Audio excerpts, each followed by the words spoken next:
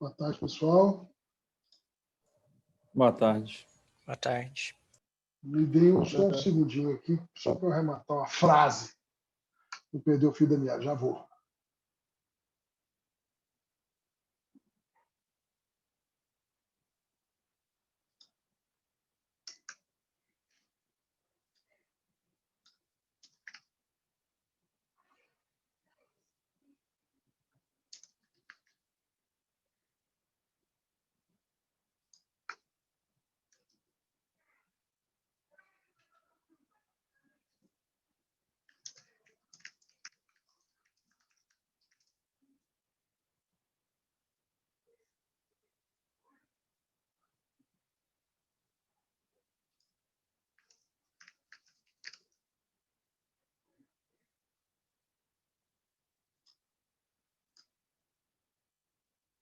Ok.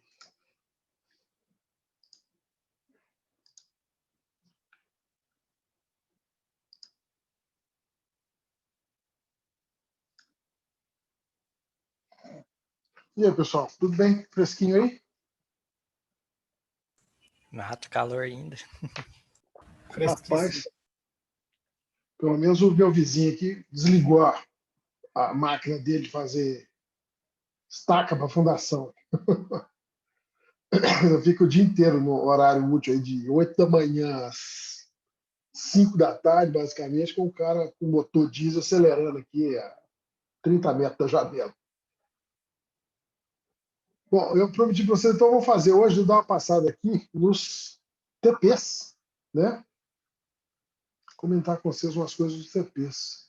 Já teve gente me escrevendo que não estaria presente aqui, mas depois vê na gravação. Vou pegar numa certa ordem para eu não me perder aqui.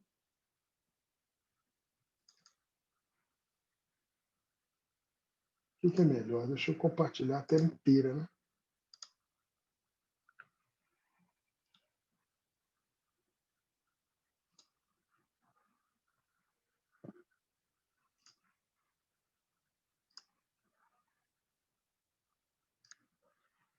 Ok.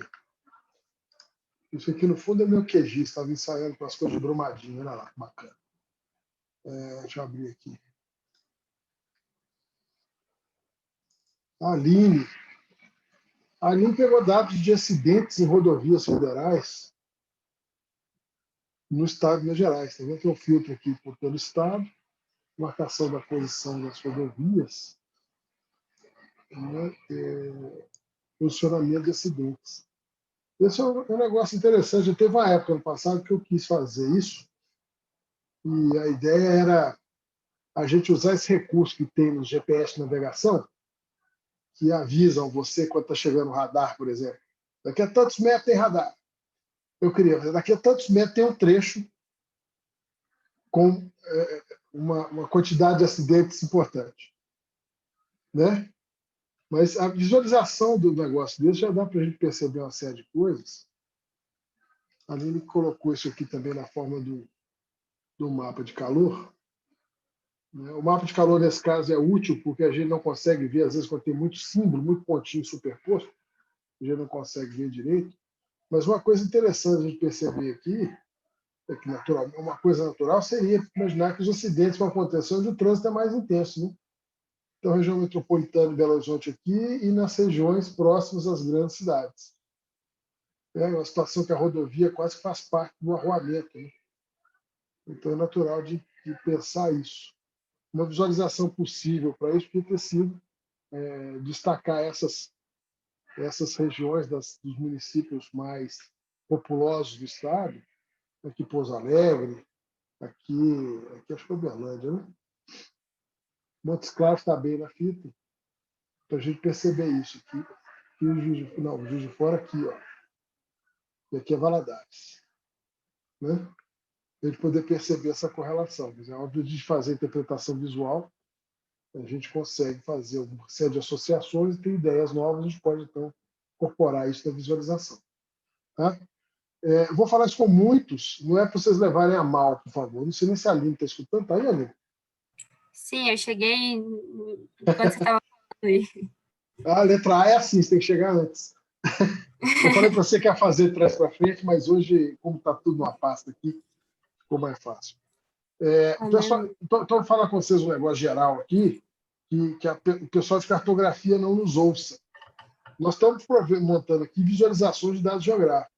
Para o cara chegar e conseguir falar que isso aqui é um mapa, no critério cartográfico, teria que ter uma série de outros elementos. Nós não falamos nisso, não tinha nenhuma expectativa da minha parte de vocês adivinharem isso, né? Mas quando vocês virem produções assim, desse tipo de visualização, que o cara tem coloca um título, coloca uma legenda, coloca uma rosa dos ventos para indicar que direção que é o norte, ele coloca alguns textozinhos para indicar qual é a projeção do mapa, coloca uma barrinha de escala. Aí sim nós vamos atender o critério cartográfico. O cara, de repente, vai querer colocar uma moldura em volta, vai fazer um grid de coordenadas por cima.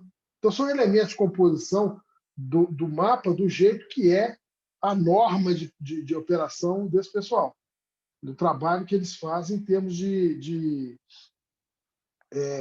padronização, né? De seguir lá normas técnicas da produção de mapas. Então, a gente não pode pegar um resultado como esse da Aline e chamar de mapa. Ele pode chamar de visualização, pode chamar de imagem, pode chamar de uma representação visual, alguma coisa desse tipo. Mas se falar mapa, os caras vão brigar com vocês. Não estou preocupado com isso, tá? Para nós aqui não interessa. Não queria discutir aspectos visuais. Uma coisa que poderia ser útil aqui para quem está olhando, e é constante a gente ver isso no mapa de calor, né? É que a gente vê a variação de cores no mapa de calor, a gente percebe a variação de densidade, mas a gente não tem como avaliar isso.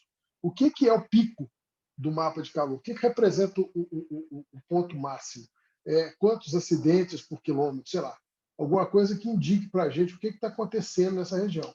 Mas essa, como visualização, propriamente dito, o algoritmo que você usa para produzir isso não retorna esse tipo de coisa, né? Então fica um pouco difícil de saber. Quando você olha no mapa com símbolos, a gente também não consegue perceber muito, né? Porque tem superposição, então vai ter muita coisa escondida aqui, a gente não sabe. Né? Então seria então o caso de pensar em outras alternativas de avaliar o que está acontecendo aqui. Uma possibilidade seria associar os acidentes aos trechos de estrada e aí classificar os trechos de estrada pela quantidade de acidentes por quilômetro, por exemplo. Aí você poderia talvez tentar comunicar esse efeito de regiões com mais densidade de acidentes. Né? O dado original de rodovias é todo quebrado. Né? Se você filtrou as rodovias a partir de uma fonte federal aí de rodovias, eles podem estar todos quebrados nos encontros aí com outras vias. Então, tem muitos trechinhos aí dentro, para a gente fazer por trecho esse tipo de análise. Ok?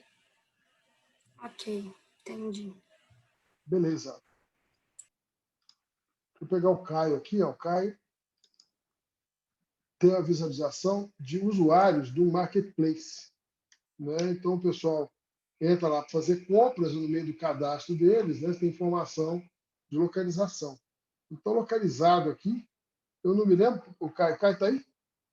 Tô.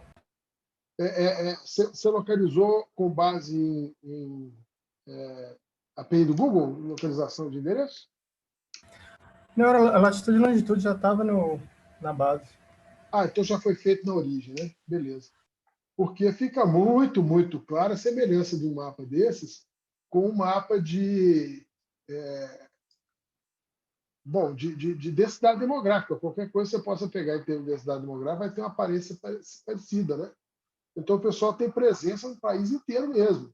Você vê as concentrações aqui, região de Porto Alegre, de Curitiba, aqui no Santa Catarina, mais distribuído, não é só Florianópolis, nas outras cidades, Joinville, Blumenau, a região metropolitana de São Paulo aqui, com Campinas, essa partezinha de cima, Campinas, aqui em São Paulo, a linha da Via Dutra, olha só, que é quase com a megalópole, né, ligando com o Rio de Janeiro, a conexão com Belo Horizonte, Brasília, Goiânia, então todo mundo aqui, com a presença forte aqui no Sudeste e um pouquinho menos marcante no Nordeste, mas está presente em tudo quanto é lugar.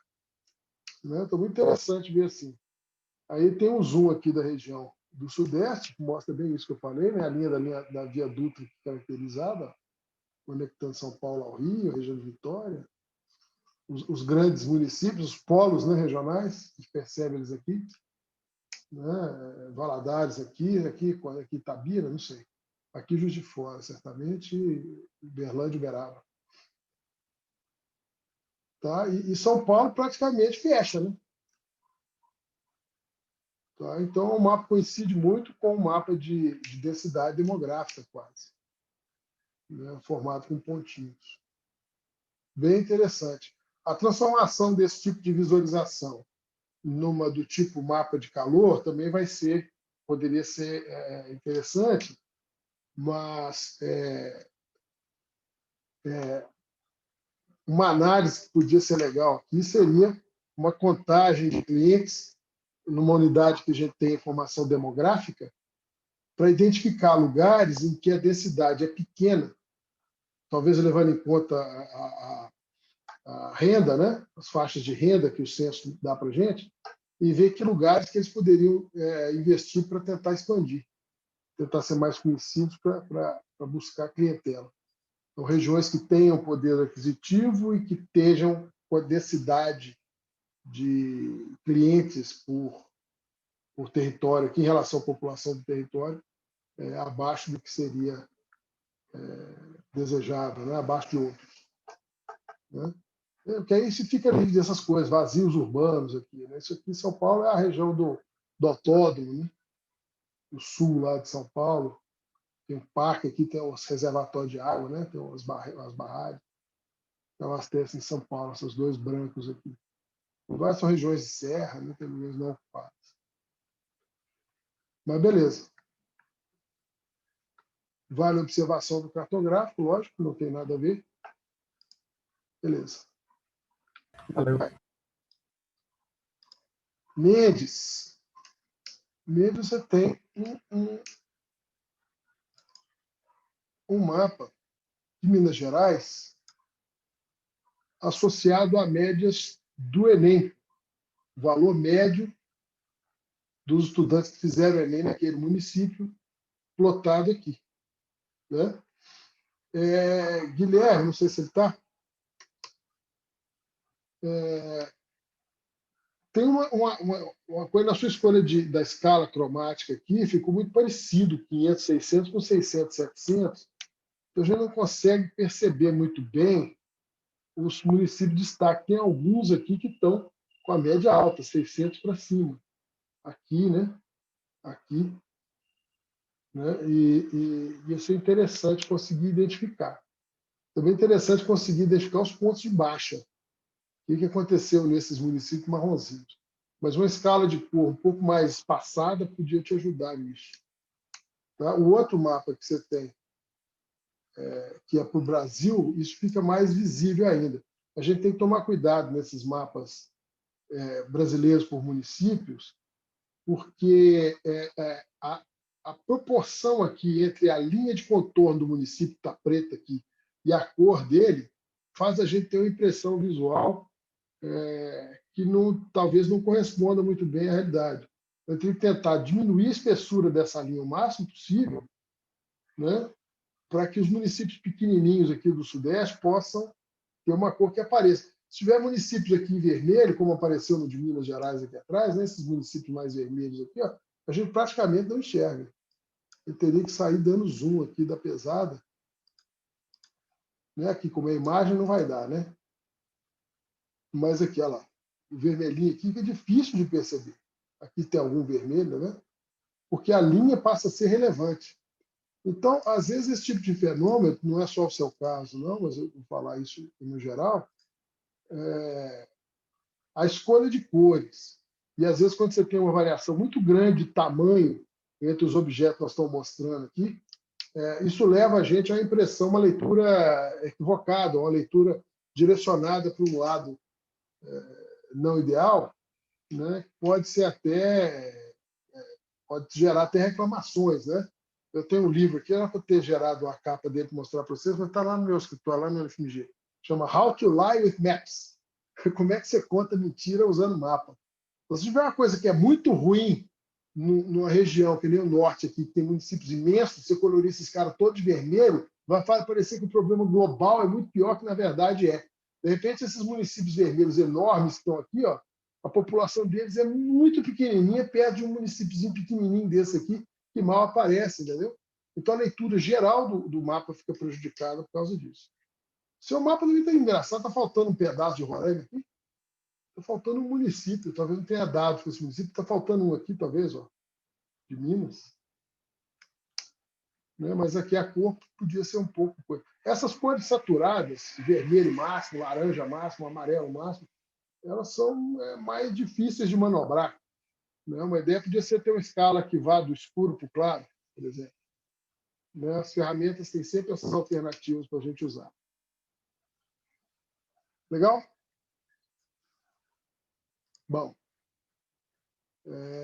Ingrid, eu vi que está aí, né?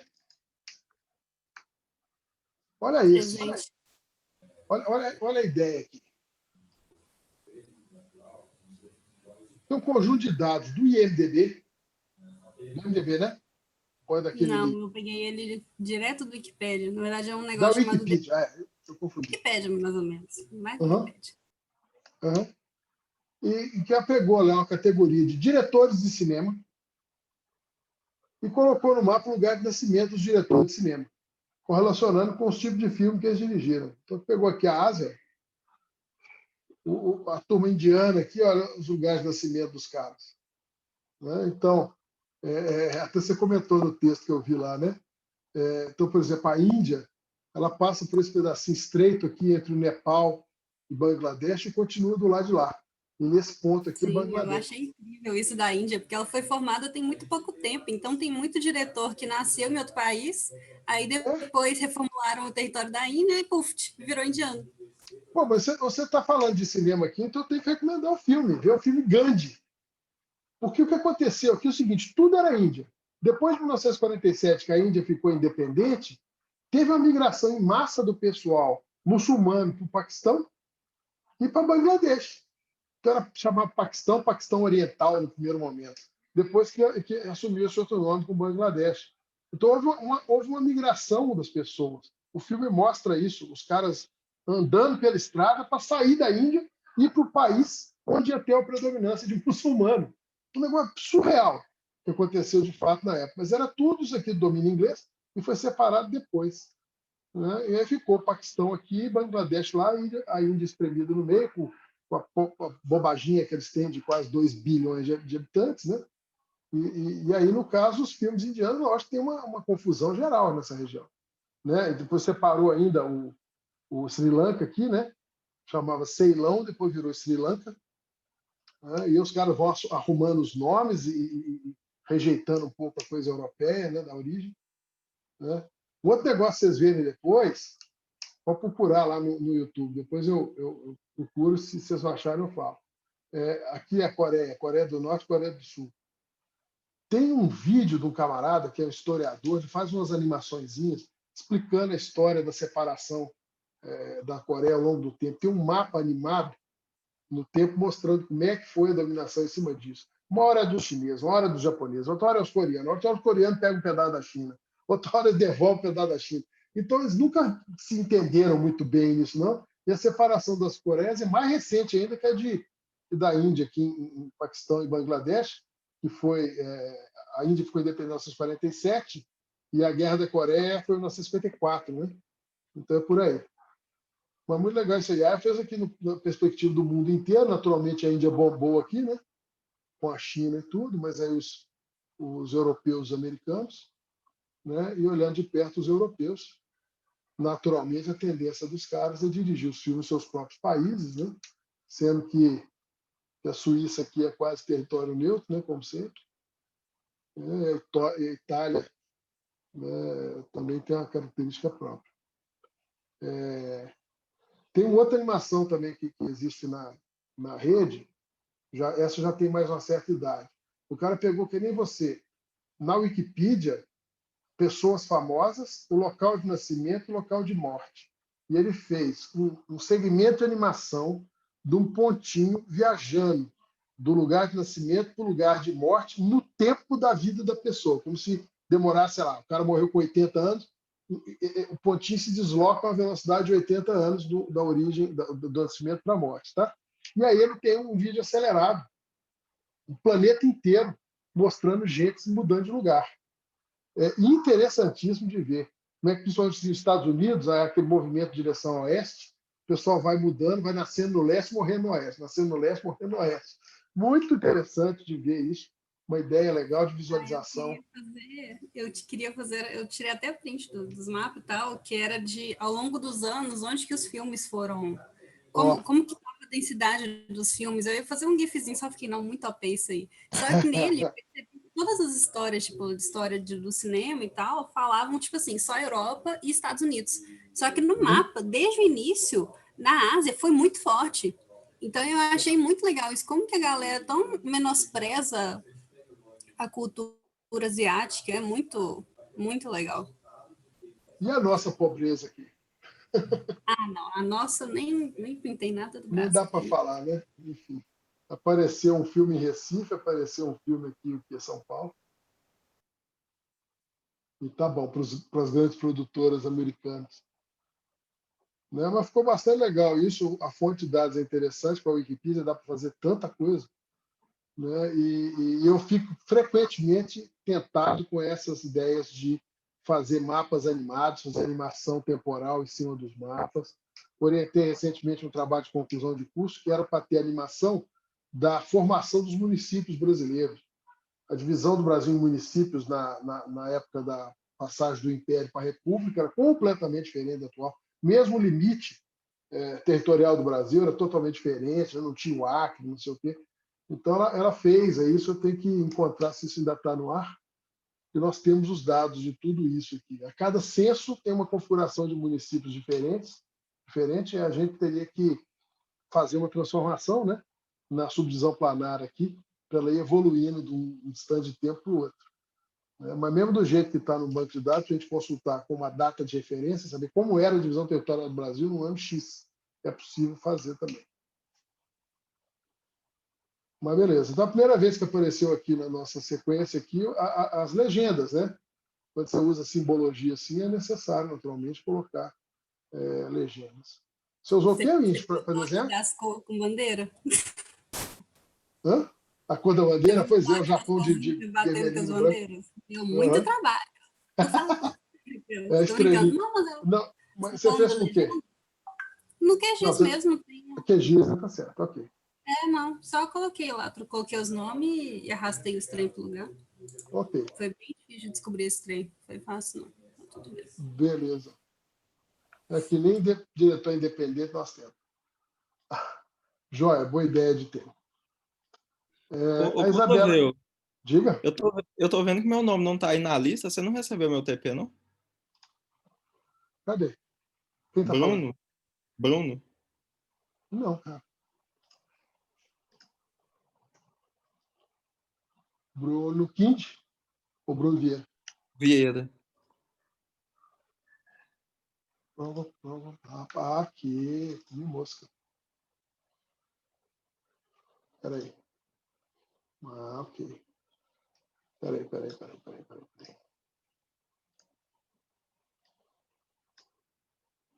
Beleza. Chegamos lá. Opa, não era isso.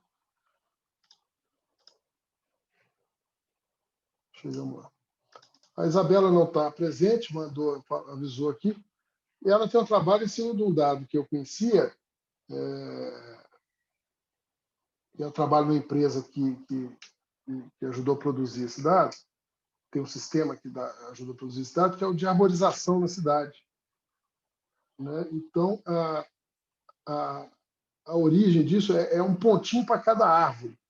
Então, ela tem aqui uma visualização de quantitativo de árvores, né? Que é difícil de ler, né? Com as linhas e tudo mais, e está apoiado num mapa de escala coroplética aqui, né? Olha o nome, coroplético. Coroplético é um mapa que tem uma escala cromática associada a uma subdivisão planar desse tipo. Então, esse mapa aqui no fundo é de renda. Né? Então, você vê aqui, por classes de renda que estão nesses tons de azul no fundo, por cima, com transparência, um mapa de densidade da arborização urbana. onde a gente percebe claramente que árvore é coisa de rico.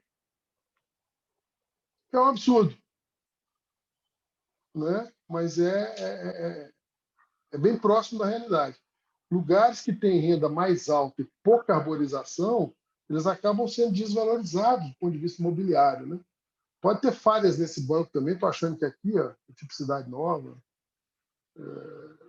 deveria estar mais alto. E o campus está fora também, mas a renda do campus também é um negócio que não existe, isso não está correto, né?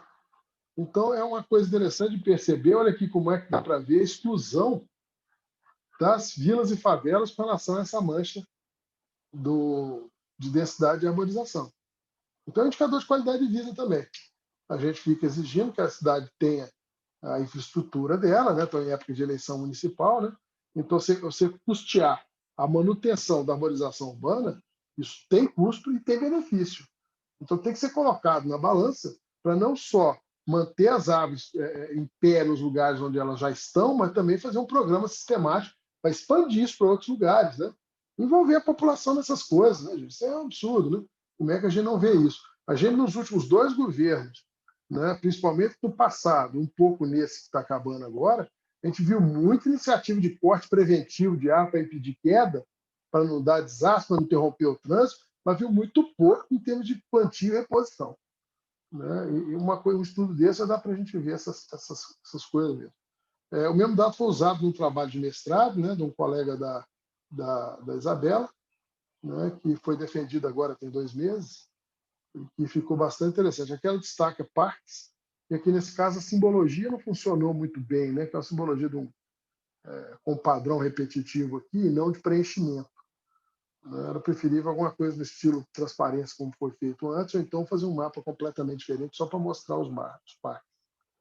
Isso aqui com praças, né? Também a escala do mapa de calor também não fica clara para a gente saber o que é o pico de densidade de praça e o que é a parte um pouco, né? Áreas verdes localizadas, né, que existem por aí. Eu teria que talvez ajudar um pouco a leitura do mapa, dando uma escala, alguma coisa desse tipo. É um dado interessante. João Vitor, eu estou quase falando para você colocar seu trem no ar aí. Cadê? Estou aqui.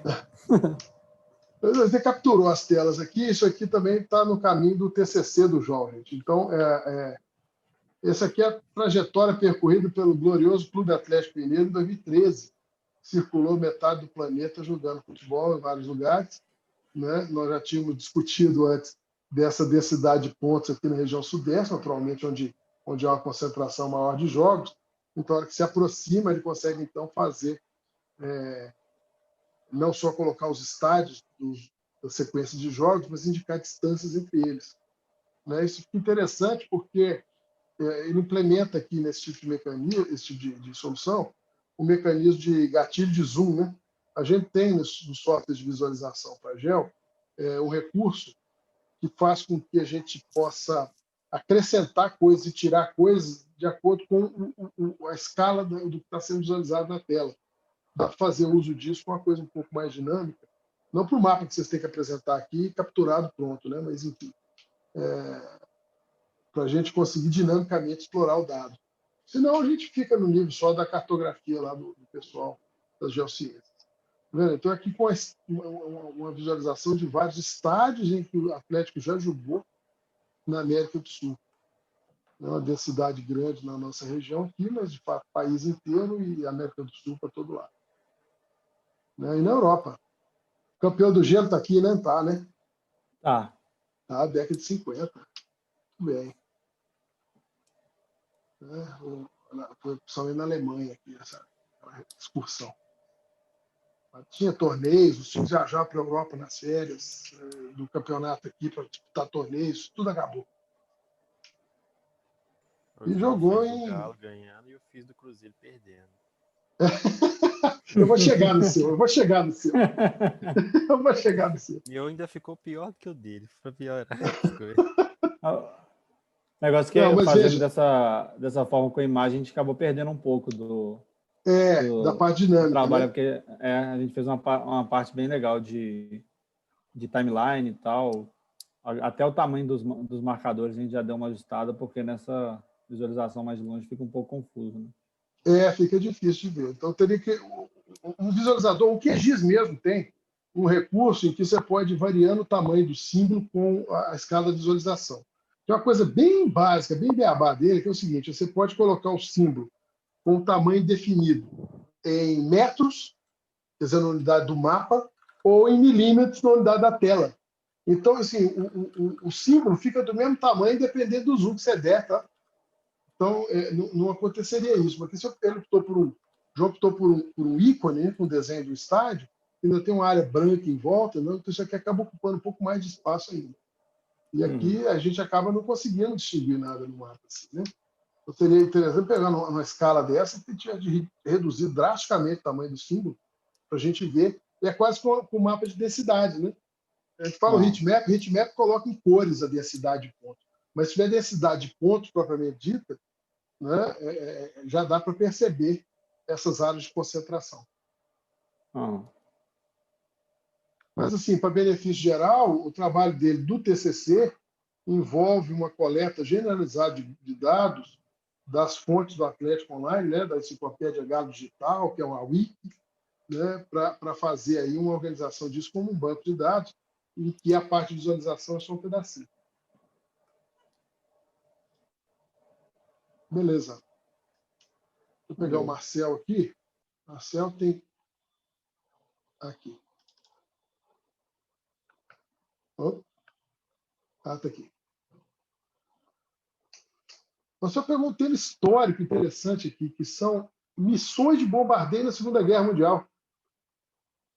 Então, aqui tem um mapa de pontos de decolagem, ponto de partida de bombardeiros, né? E no outro mostra também os PDF tem uns 30 mega. Aí, ó. Pontos de bombardeio, propriamente dito. Não está acabando de trazer.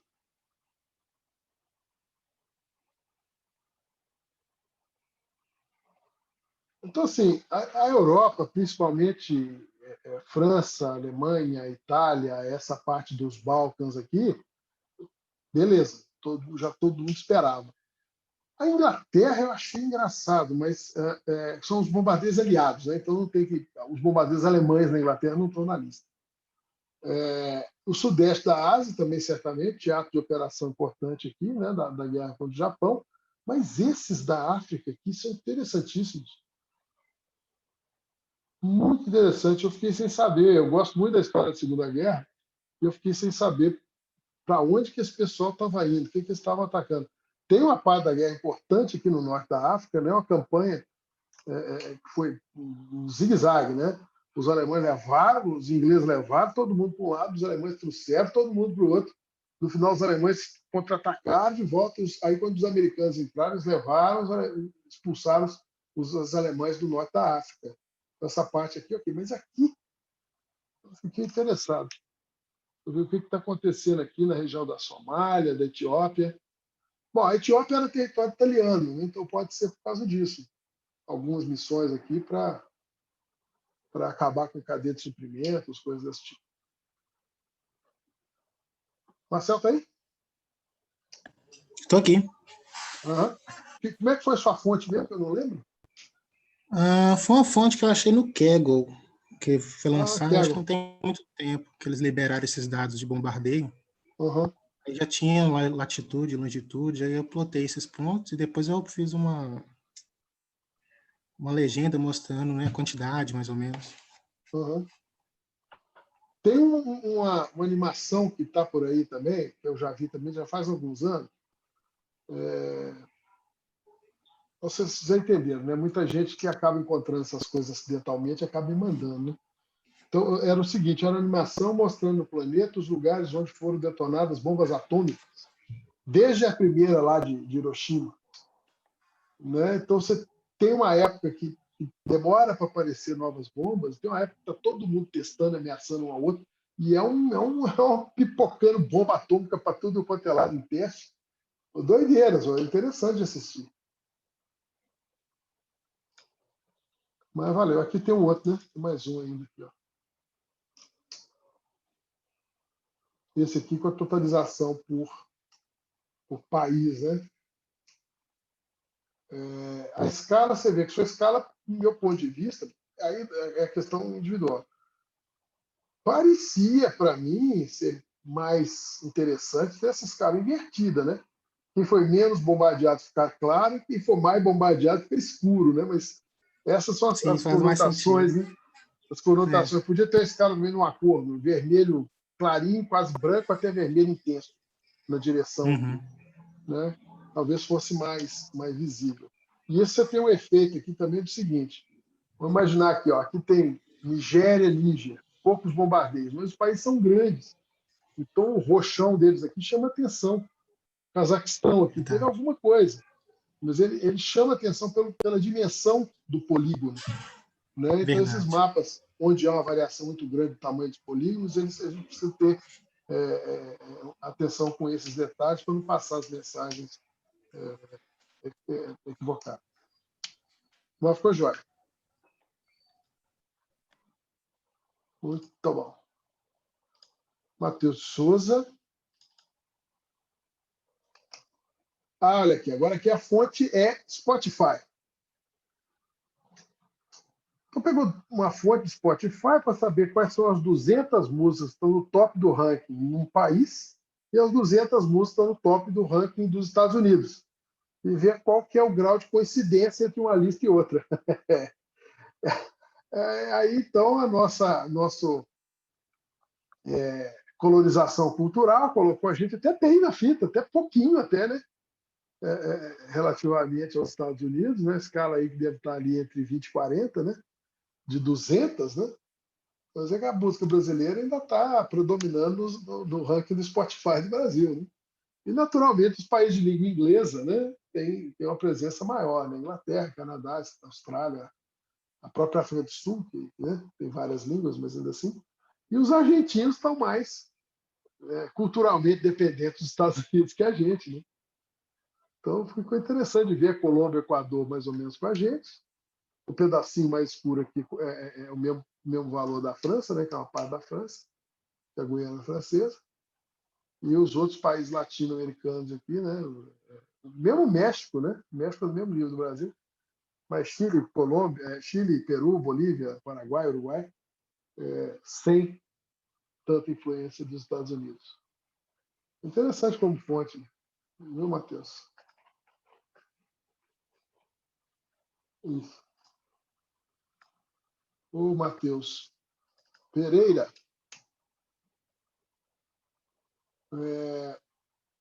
Com relação aqui de número de projetos. Espera aí, como é que é?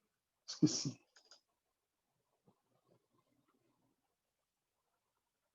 Projeto Tem o investimento de pesquisa, e o número né? de projetos por estado de pesquisa do Covid. Isso. Com o número sem ponderação, né? Naturalmente, São Paulo, Minas Gerais, Rio de Janeiro vão ter uma preponderância. Ia ser interessante ver isso com uma normalização por população, por exemplo. Né? Então, São Paulo tem 20% da população do país e 40% da economia do país. Então, a concentração de coisas em São Paulo é frequente. Quase tudo que você fizer em mapas do Brasil que indique coisas positivas, São Paulo vai ter densidade maior. Mas agora, por exemplo, Santa Catarina se destaca aqui, que é uma população bem menor, né? Não tem tantas instituições, talvez, de pesquisa quanto São Paulo, né? Proporcionalmente à população, mas está num nível um pouco mais acima. Né? Então, ponderar um pouco aqui ia ficar interessante. Mas deu para ver direitinho o investimento aqui nos lugares das universidades, né? As sedes das universidades, e o total do Estado. Né? Um aluno meu fez uma vez um mapa não, né? Um sistema com visualização, em que a gente conseguia ver pontos de origem dos pesquisadores, ou seja, o lugar onde ele fez a graduação dele, lugar onde fez mestrado, onde fez doutorado, onde ele está trabalhando. E nós conseguimos ver que há uma tendência muito grande da pessoa, mesmo quando vai estudar fora, dela tentar emprego perto do lugar onde ela fez graduação. Né? Isso é um fenômeno brasileiro. Os americanos e europeus, isso não é verdade, não acontece. Então, acaba isso reforçando um pouco o fenômeno de concentração nos estados principais. Né? Um pesquisador que é formado em São Paulo, faz um mestrado, doutorado em São Paulo, né, tende a ficar em São Paulo, e tende a não mudar de estado. Né? E aí, então, ele vira também demandante de recursos, e essa roda gira, e essa distribuição não acontece de uma forma mais efetiva. Mas legal, São Paulo, inclusive, tendo sido o primeiro alvo da Covid, é natural que tenha mais projetos também, né? Um maior investimento. A FAPESP está sob ataque agora do governo de São Paulo, né? Estão querendo cortar 30% do orçamento da FAPESP para o ano que vem, já falaram em cortar mais, e agora parece que estão chegando só em 30%, vai ter um impacto considerável nas universidades, que estão melhor ranqueadas no país, em vários rankings, né? De USP e Unicamp. Eu acho injusto, a melhor universidade do país é a nossa.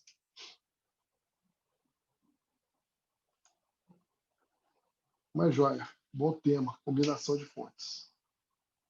Bruno, então agora estou vendo você pela primeira vez. Local de nascimento de Pokémon em torno da Baía de São Francisco. Gostei. Então, ali, densidade de Pokémon? Do Pokémon GO? Olha. Isso é spawn de Pokémon no Pokémon GO, lá em São Francisco, na Califórnia. Ainda está ativo o Pokémon GO desse nível?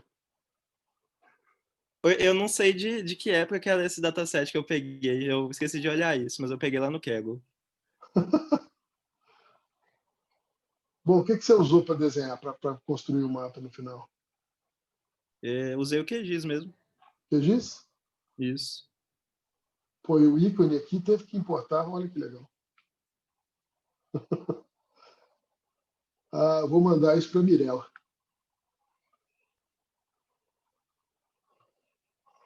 Mirella tem 3 meninos, 3 filhos.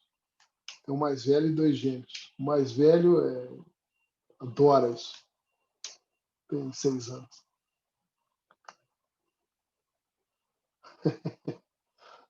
Ok.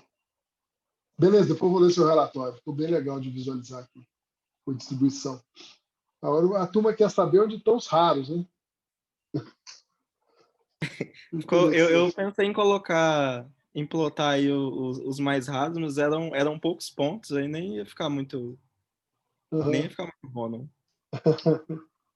Foi interessante. A época do Pokémon GO foi interessante porque deu para a gente a oportunidade de conversar mais sobre o universo que existe em torno de contribuição voluntária para dados geográficos.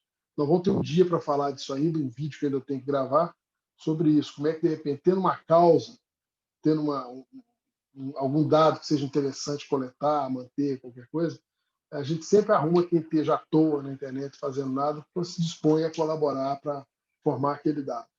Né? Então, a gente tem experiências aqui passadas em mapeamento de lugares que inundam quando chove, mapeamento até o resultado do trabalho aqui que eu falei com vocês das árvores, né, do colega lá da Isabela, sai com uma estrutura de um sistema de coleta de dados sobre árvores, né, para você ajudar a manter atualizada a informação de arborização na sua região. Né? Então, é uma coisa interessante de conseguir envolver as pessoas com isso.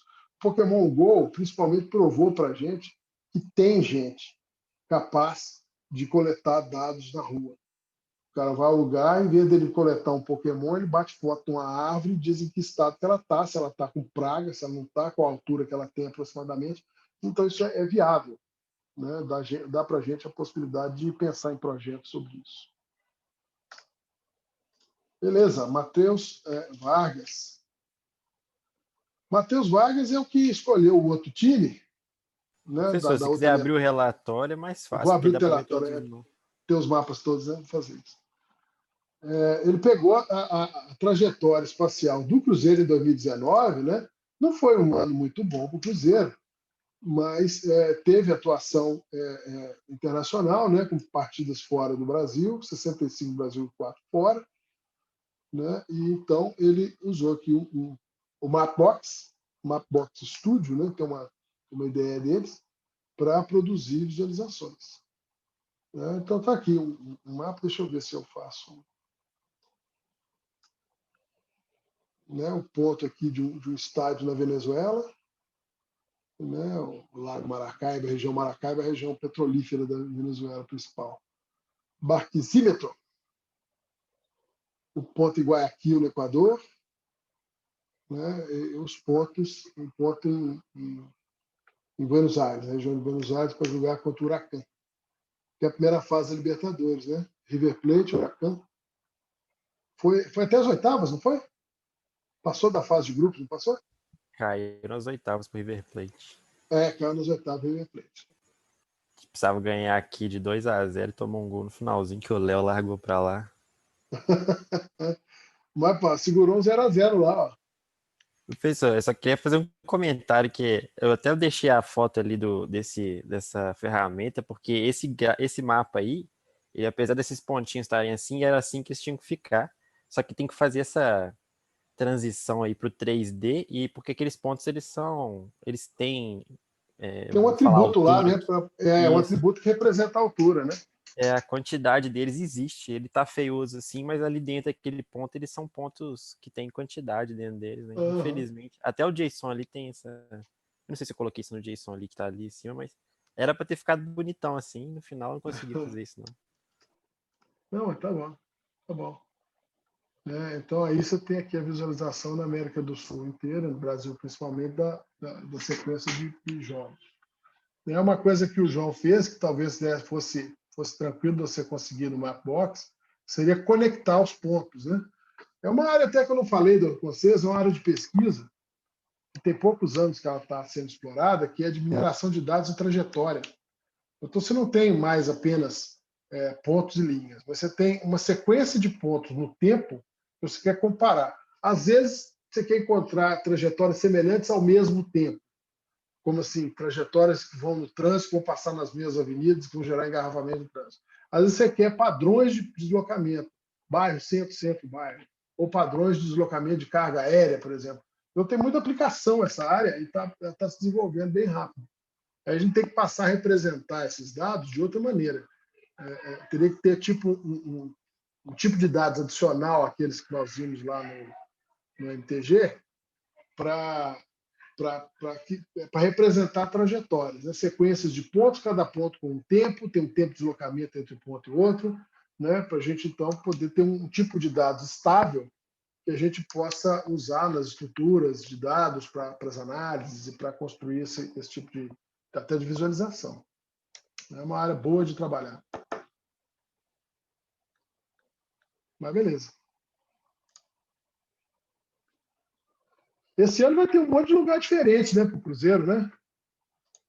Foi a Aracaju. Para o Nordeste, Norte. Vai Aracaju, Cuiabá. O ano passado não foi bom, esse ano tá melhor ainda. Tá ótimo para quem está olhando a distribuição espacial dos jogos, velho. Só para isso. Tá dando calo no olho. Nossa, mãe do céu. É assustador, né? É assustador.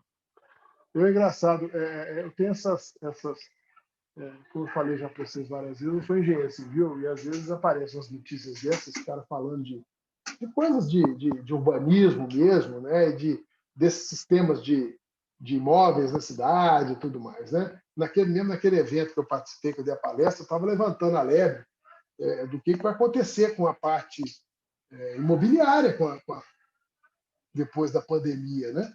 Se tiver muito home office, vai mudar completamente a valorização de imóveis, valores de aluguel, né? Pode ter impacto em cima do transporte urbano, maior ou menor demanda por transporte urbano, tem muita mudança que poderá acontecer depois da pandemia, que nós temos que aguardar para ver o que de fato vai rolar, né?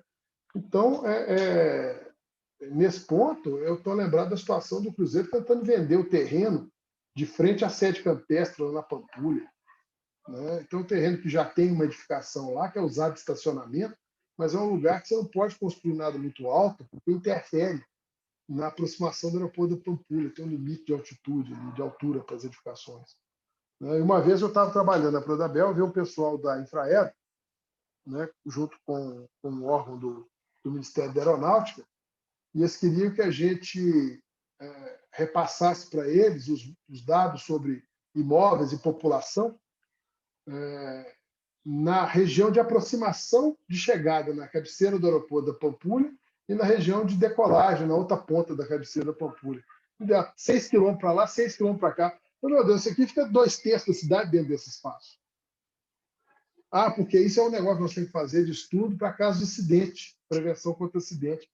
Falei, cara, se você for levar em conta o risco, fecha o aeroporto.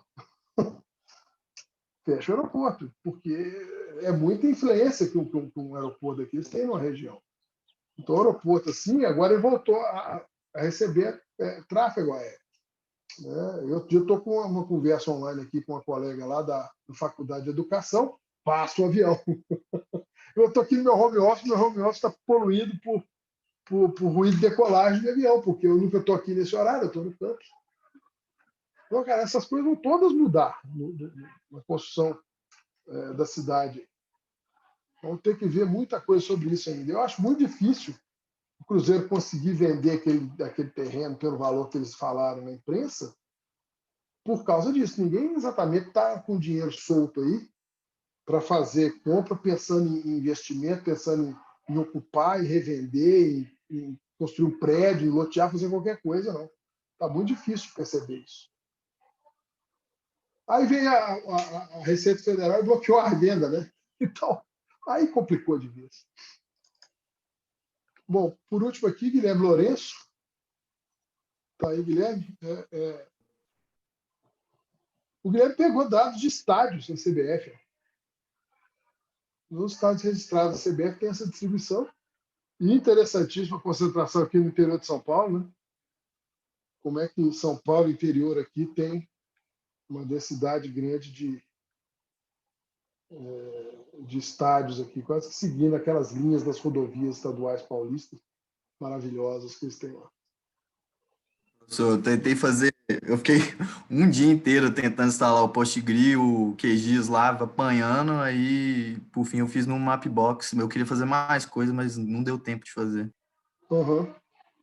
É a sua fonte interessante, de qualquer maneira, aqui, com dados da CBF, né, que aqui você já teve que extrair essa localização a partir de uma fonte texto, né? Sim. Então é muito difícil a gente... Cadê? Acabou de baixar aqui. Como é mal arrumado, né? Até aqui tá vendo? PDF. É tudo jogado. Não, peraí, né? Isso aqui não é... Né?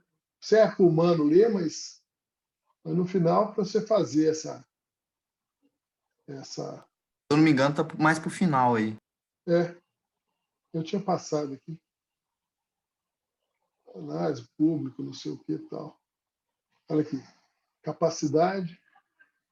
Mas você formou a tabela com os nomes e esses dados dos estádios ou foi só a localização que você trabalhou? Eu puxei tudo e aí, depois que eu fiz a extração de capacidade, eu puxei a localização de cada um. Tá.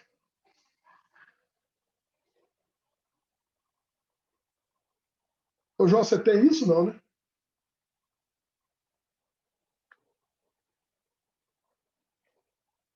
Isso pode ser interessante para juntar com o projeto do João. Qual que foi a questão aí? Qual que Não, foi você está vendo a aí? tabela que está na tela? Uhum. Então, o Guilherme capturou essa lista toda aqui, ó, com o nome do estádio, tem apelido, tem a cidade, capacidade e tudo mais. Na sua organização você não tem tanto dado, não tem? Só tem localização e nome? Tem. Eu tenho isso tudo. É? Só a parte de iluminação aí que eu não tenho. A iluminação não. Eu queria fazer um mapa falando quantos estádios não tinha iluminação que a CBF pede e tal, mas eu não deu.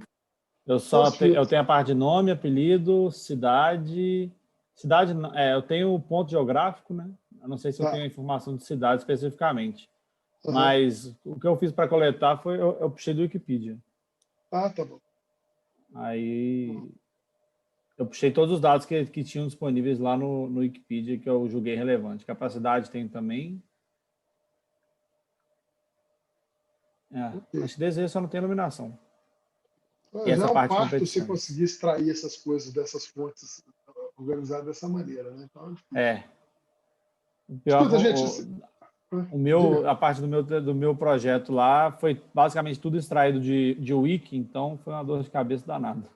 Uhum. Aí a formatação pode ter um XMLzinho para te ajudar aqui e ali, mas PDF ainda é pior. Aqui tem uma parte, uso em competições também, interessante. Bom, mas um assunto para a gente na semana que vem, na quinta-feira, eu queria então conversar com vocês a respeito dos vídeos que eu publiquei ontem, que dizem respeito à geocodificação.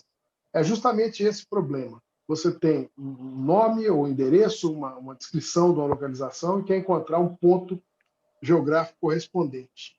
Então, o assunto é esse agora para esses 2 vídeos que eu gravei, que eu publiquei na segunda. Na quinta-feira, vocês assistam lá para a gente bater papo sobre eles.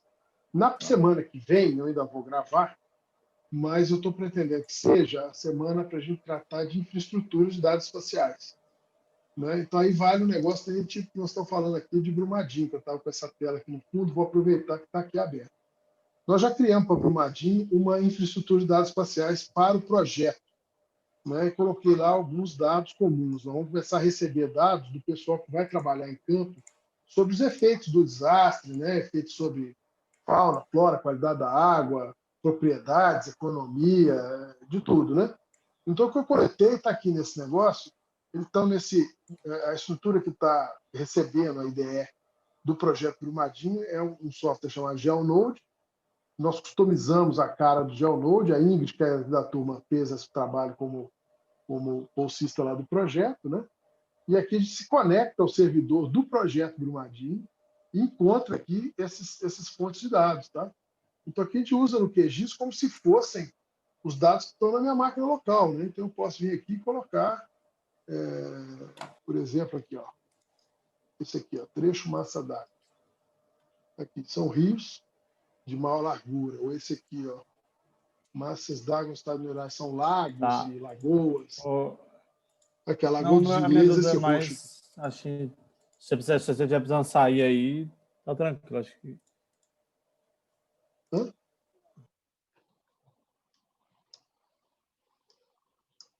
Tá? Então, quer dizer, a estrutura que abriga esses dados me permite acessar eles assim, né, que é a infraestrutura de dados espaciais, é que nós vamos conversar na semana que vem. É um assunto bem legal, interessante e bem atual. Tá? É mais isso. Mais alguma coisa, gente? Ô, Clodovil, Diga.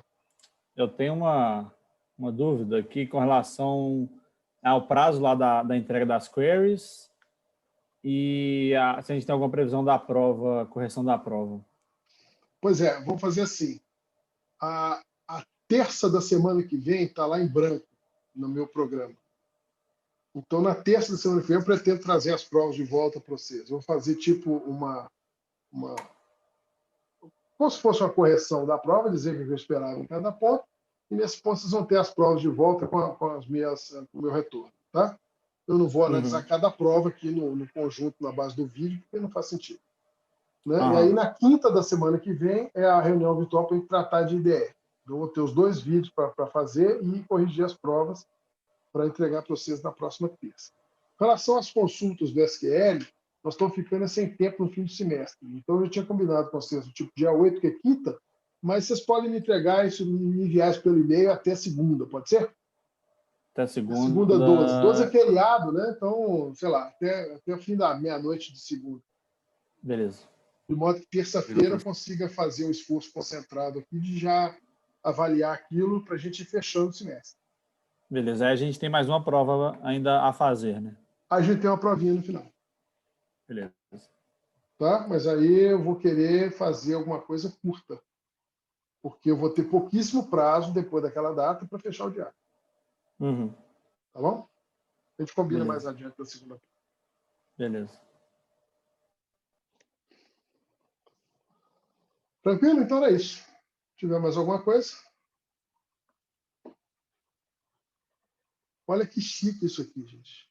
Vou tirar tudo, deixar só as curvas de nível. Peraí. Tira isso. Isso aqui é a mancha da lama. Tira o rio, Paraupeba. Tira as massas d'água, que estão com uma cor estranha. Tira a hidrografia. Tá, vou tirar o município também. Ó.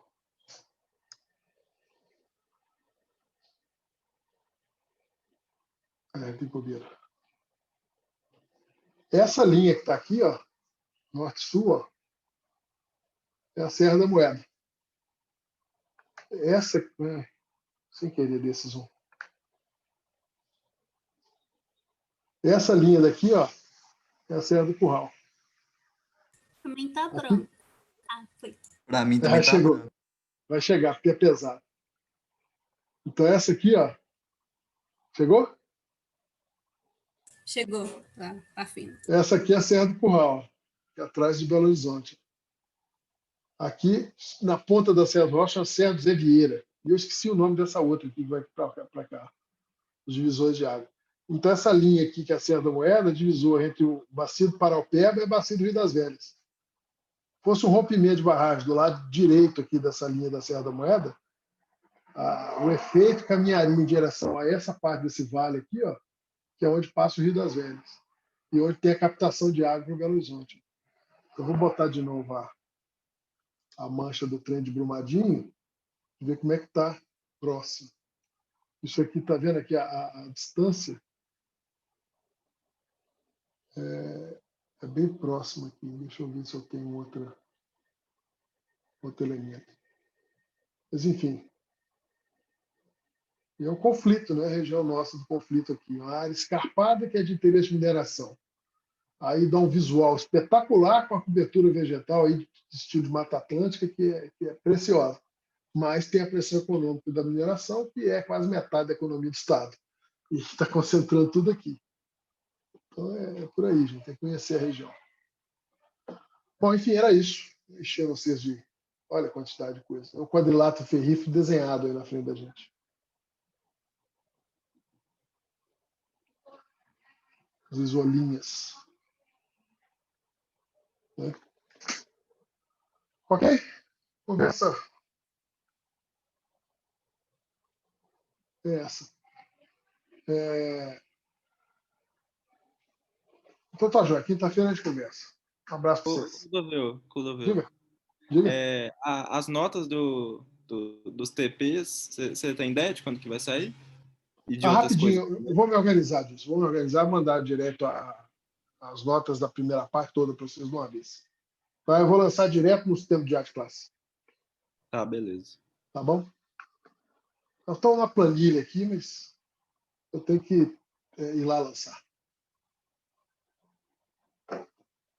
Valeu? Um abraço, então, para todos. Até quinta-feira. Até.